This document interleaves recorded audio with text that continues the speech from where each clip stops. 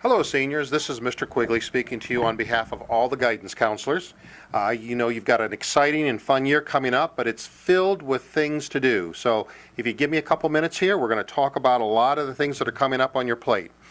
Mainly, I'm going to concentrate today on the things that are oriented from the guidance and post-secondary activities. Post-secondary means after high school. First and foremost, academics. I know your parents have been hitting you with that, and teachers and everybody else, but you've got to understand we've got to finish strong. A lot of colleges out there want to look at that first semester grades, what you've taken and how you've done in each one of those. So remember, academics, most important to start off with. Now, counselors traditionally, and we're going to continue again this year, have had what we call senior interviews. And sometime during the weeks or during the month of August to October, we're going to try to see all of our students one-on-one. I've already had about 5 or 6 of my senior interviews, and the students come in and we talk for probably about a half hour, 20 minutes, whatever it takes, for each individual senior to help you get in touch with and what do you need to be doing at this point in time. We're going to ask you, please don't make an appointment for this. We will schedule the appointments with all of our seniors. So for example, Mr. DeBias will call his students in, Mrs. Lackland will call her students in, I'll bring mine in. But unless you've got something that's very, very near a deadline, please don't set an appointment for this. We will generate that list and send for you.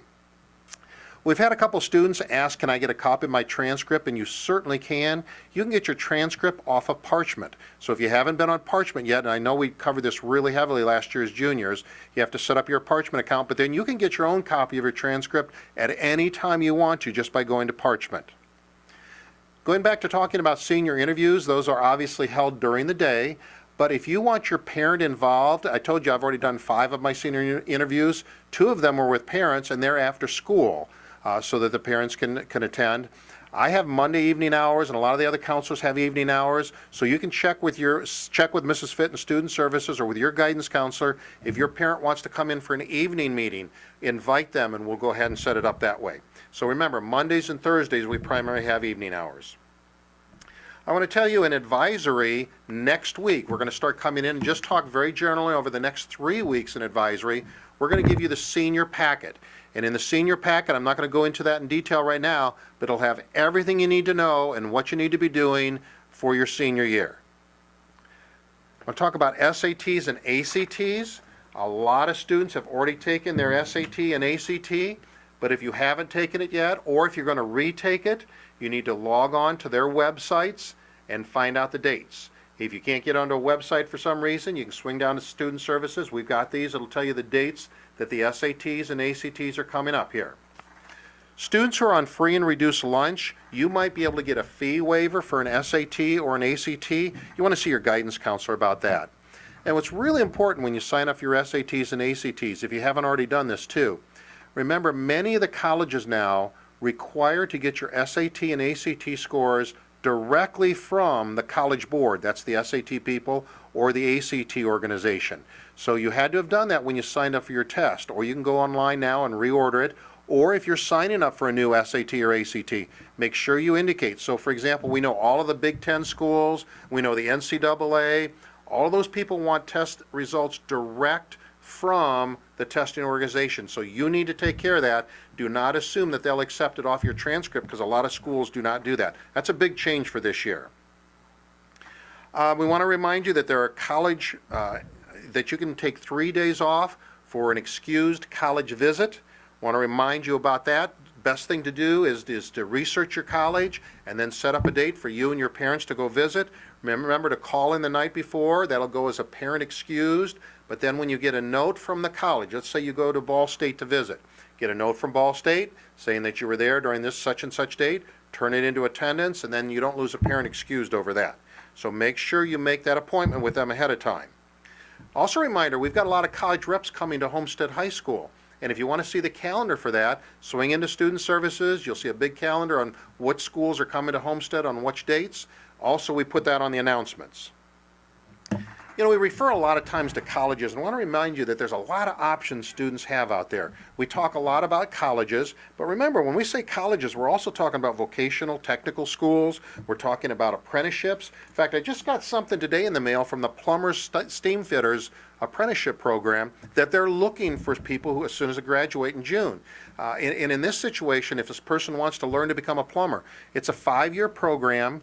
They pay you to train to be a plumber. They pay your tuition at Ivy Tech to get your associate degree. So instead of you having to pay for college, they pay to train you. So as you can imagine, these are very, very popular things, but you have to start getting ready now. So if you're interested in an apprenticeship program, talk to your guidance counselor about that when you have your senior interview. Military is another option. We've got a lot of students interested in that. Some of you are going to go right into the workforce, but what we've found with most of our students is they do some sort of combination here. They'll go to college part-time and they'll work part-time, or they'll go to college full-time and only work a few hours, or there's a lot of different combinations that you can look at. So that's a reminder, just keep your mind open on what you're going to be doing after high school. Athletic eligibility. Remember, there's 2 directions. If you're an athlete, you've got to stay eligible for sports now. That's with the Indiana High School Athletic Association, the IHSAA. You have to be accountable for 5 credited courses. And basically, we've got what's called a 3+2 rule. Some of you are leaving early for co-op. Some of you are doing college classes. Remember, you have to be in our building taking classes at least 3 periods a day. And then if you go to take 2 college classes, that's fine. That's the rule of 5. You've got to get that rule of 5 for the IHSAA. Then for the NCAA, there's a place called the NCAA Initial Clearinghouse. Seniors who are going to be playing at an NCAA sport, you know who you are. Again, you want to discuss that with your guidance counselor because there's a lot of things you have to do with the NCAA to make sure you're eligible for next September sports. College application process. I want to tell you, first of all, I just left a meeting, I think it was Thursday, with Purdue. And boy, did they hit the guidance counselors heavy with November 1 deadlines. And then the next day we got something from Indiana University with a lot of November 1 deadlines. That doesn't mean you have to apply by then for just general admissions, but if you're interested in some specific programs, example would be nursing, engineering, pre-dental, there's a ton of them. They have high priorities. Honors division, those schools have November 1 deadlines. You do not want to be messing around on October 31st hoping to hit the deadline. So it just seems that colleges are moving forward more and more and more about moving their deadlines up. Doesn't mean you can't apply in the end of November and December, but a lot of the deadlines they're having and some of the scholarships they're having have November 1 deadlines. So this is kind of one of those things that, come on guys, let's get going here. You need to get those applications going.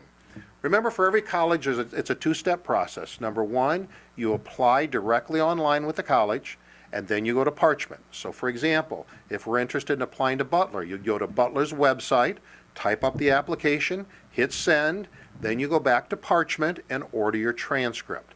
Once those 2 things are done, most of the time you're done. Some of the colleges have a few extra steps in there, but they would tell you specifically. So 2 steps, go to the college application website. So for example, for Indiana University, you go to IU Bloomington, type up their application and send it electronically. Then you'd go to Parchment and order your transcript. You got to remember to do that. Paper copies are okay, but they certainly are not preferred. In fact, I tell you what, I told you I just went to a meeting Thursday. Purdue said they will not do paper applications anymore. So they're going by the way of the dinosaur. So you pretty much have to do things on electronics there. Let's see, next thing I want to talk about is some students are going to need recommendations, whether they're for scholarships or colleges. We have a form that will help us. We call it the Purple Counselor Form. What we do is we ask you to fill this out, give us information about you so that we can do a recommendation. If you have Mr. Quigley, myself as a guidance counselor, I'm telling you I do not do recommendations unless you've turned one of these in. You can pick these up in student services. I'd also take a resume. This is just like a type of a resume. If you already have a resume going, that's great too. But if you know you're going to ask for a recommendation, for a scholarship, for an application, you need to get this purple form done. And that helps teachers too. If you're asking a teacher for a recommendation, it'd be really great to say, hey, Mr. Schmidt, If you're recommending something for me, here's some information about me that you might want to know. So that's a very good tool for you to have. Financial aid. This is a time where you really need to have a good meeting with your parents. I tease students all the time and say, hey, take your parents to lunch, and sit down and talk with them and say, hey, we need to talk about the cost of college. How are we going to, if I get into this school, how are we going to pay for it? Some families are fortunate enough that they've already got enough money set aside. It's all set and ready to go. Other people are going to have to apply for financial aid, and that can sometimes determine what school they're going to go to. There are a lot of scholarship websites. I just have this one right here, but again, everything I'm showing you today you can pick up in student services. All these things are in student services. You can pick them up, but most importantly, you can go to the website, to the Southwest Allen County website, go to Homestead High School, go to student services, and you'll see our scholarship listing on there that has all of these on there too. So financial aid, that's a big thing coming up. I know a lot of people are concerned, but really you need to, first of all, start with that meeting with your parents. You need to sit down with your parents and say, how are we paying for college? And listen to what they have to say, and then you need to move from there. There's been some new things that are happening at Homestead. One has to do with the attendance policy. I know people have spoken with you about this already, but want to remind you that you now have 10 parent excused. That's not 10 each period. Used to be you had 10 for first period, 10 for second period, 10 for third period. You really only have 10 parent excused. The reason we remind you of that is there are a lot of things that seniors like to take a day off for. For example, there's a thing that I've heard called Senior Skip Day. Obviously, the school does not recognize that, but if you're going to use that in the spring, you better have a parent excused left behind for on that. So remember, you only get 10 parent excused. If you go on a college visit and you don't bring that recommendation or that visit form back from the college, that's a parent excuse. So don't squander those. Use those very, very valuably because they are valuable. Just want to remind you that. Just want to close out once again. You're going to get the senior packets in advisory starting next week when the counselors come in for 10-15 minutes each advisory meeting. Just give you that information and invite you. Please come in and meet with us. We are here to assist you, but your future is up to you. Thank you very much.